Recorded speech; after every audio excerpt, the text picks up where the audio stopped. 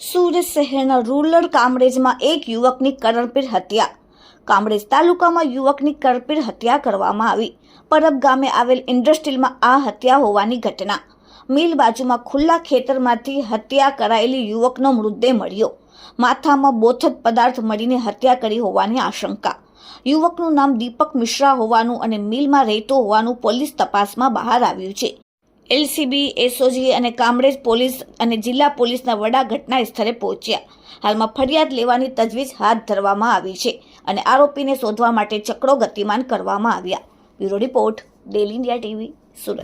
Kamrej police સ્ટેશનમાં જે પરબ ગામ છે એની સીમમાં આજે સવારે પોલીસને એક માહિતી મળી હતી કે એક વ્યક્તિ મરણજનક હાલતમાં પડ્યા છે. તાત્કાલિક પીઆઈ અને અમારી એલસીબી ટીમ જે છે એ અહીંયા આવી ચેક કર્યું તો જે મરણ જનાર વ્યક્તિ છે એની હાલ અમને જે પ્રાથમિક જાણકારી મળી છે એ મુજબ દીપક મિશ્રા નામનો વ્યક્તિ છે અને અહીંયા જે ઇન્ડસ્ટ્રીયલ યુનિટ છે એની અંદર એ મજૂરી કામ કરતા હતા અને એના માથા ઉપર બોથડ પદાર્થ મારી એની હત્યા નિપજાવવામાં આવેલી છે. હજી પ્રાથમિક રીતે જ અમે અત્યારે જગ્યાનું સર્ચ અને અન્ય કરી રહ્યા છીએ. એફએસએલ અધિકારીને પણ બોલાવવામાં આવેલા છે અને સાયન્ટિફિક ઢબે તપાસ થશે. હાલમાં ફરિયાદ લેવાની કાર્યવાહી ચાલુ છે અને આરોપીને સત્વરે પકડી લેવામાં આવશે.